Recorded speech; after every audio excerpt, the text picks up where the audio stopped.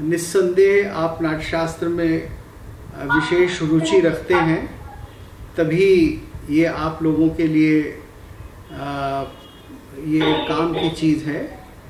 और मैं ये भी मानता हूँ कि नाट्यशास्त्र केवल उनके लिए नहीं है कि जिनको अध्ययन करना है सिर्फ नाट्यशास्त्र का ग्रंथ के रूप में, बल्कि उनके लिए है जिनको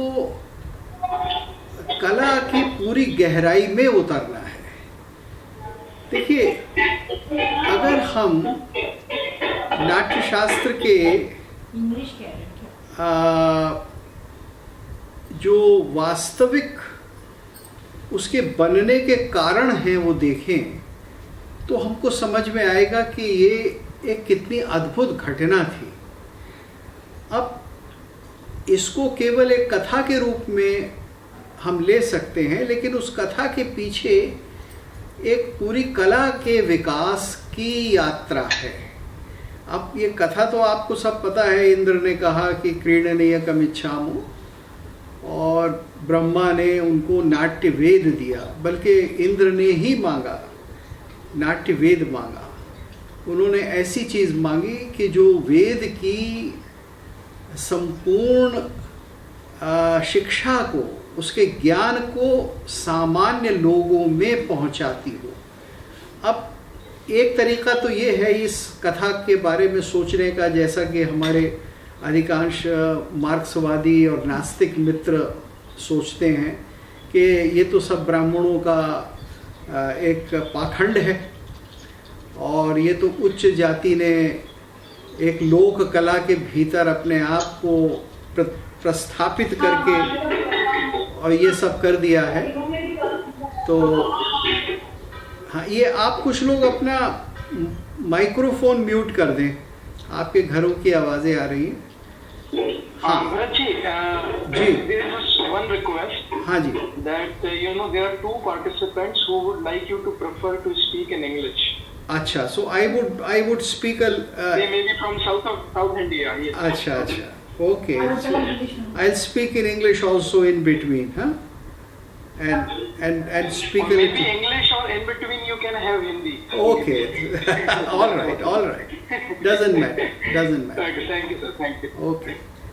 So going ahead with what I was saying, that if you look at the story about how Indra wanted the Natya Veda to be given, then one way of looking at it is the Marxist Gnostic way, which of course is much talked about these days, and there is a whole discourse which is being developed at different universities, in India especially.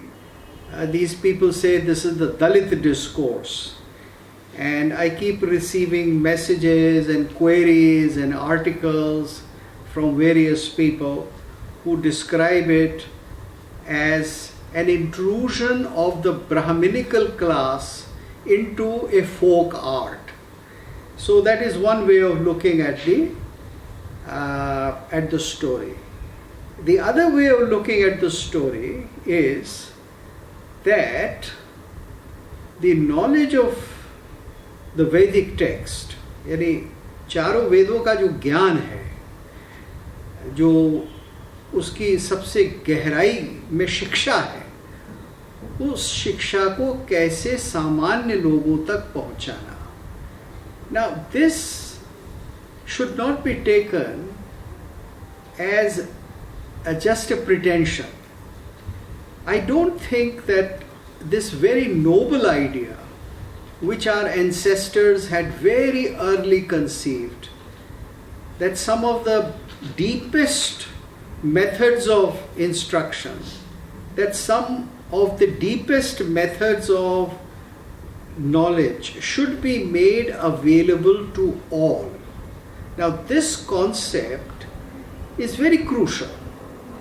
This concept is very real, and it is a 100% Indian concept. You'll ask me, do I have any proof of it? Can I cite something which may be considered as real proof? And I will say yes. Now the proof of it is this, that so many technical terms like rasa, like tal, like rag, like anand, all these terms are used by most common people in India in all different languages. Of course, there are other words for them, local words for them.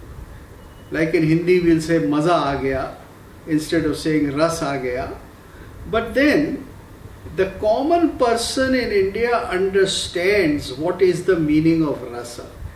And he uses rasa whether for food or for conversation or for painting, just exactly the same way it is used in Natya Shastra. So this is one proof. The point I am trying to make is this, that art and the value of art and the purpose of art, which is not a small thing and which is not something which is conceived by, let's say, an average person, but which is conceived by thinkers, which is conceived by Rishi Munis, by Manishis, by Munis like Bharat Muni. These profound things are made available to all. And this happens not by accident. This happens by choice. And the result of this was that India produced so much art.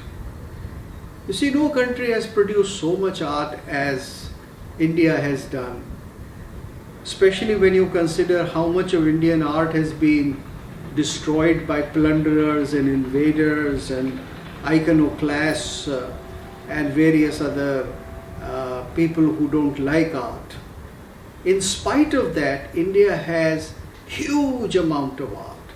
So India was producing this art not in order to sell it, not in order to make money out of it. As a matter of fact, people are making money out of Indian art by stealing it. Now, India was not exporting art to make money. India was exporting art to expand on knowledge, to transmit the Vedic way of life, or if you have an allergy towards the use of the word Vedic, then let us say some of the deepest values of civilization of India. Those values right across the seas, right across the land, and we know that we have more than 2000 years of history of how systems of darshanas, systems of knowledge were transmitted across the continents, both towards the west and towards the east for a very long time. So, the story of Natya Shastra or Natya Veda or Natya Utpatti is not just a story. It is an ideal that has been practiced, and it is a civilizational victory. It is something which has been demonstrated for a long time. So this is the most important thing about Natya. The second most important thing about Natya is that it improves your daily living. It makes your living as purposeful, because Natya is rasa, Natya is art, and Natya is concerned and entwined with the other three Purusharthas. Out of the four Purusharthas, Dharma, Artha, Kam and Moksha, Natya may be just Kam for somebody, or Natya may be just Artha for somebody. But for many other people, it is Dharma. As a matter of fact, even for those who are practicing it as Artha, that is, those who are making a living out of it, for them also there is a great feeling of dharma. They do practice that art as dharma. Dharma means something which sustains you, something which keeps your head high, something which gives you a purpose in life, something which is valuable and which you can transmit to your children and to your environment. So art has been practiced as a dharma, and it has been practiced not as a dharma by the learned, but it has been practiced by the least learned, but those who know that art, those who practice that art. Maybe a small sculptor who only, who only clears the stone for a great sculptor to make something beautiful out of it, or the one who just chisels. But this kind of devotion to art, which was part of the whole system, is related to the concept of four purusharthas. And whatever you do, even for a living, helps you realize the other three purusharthas. So these are some of the most profound values that Natya Shastra is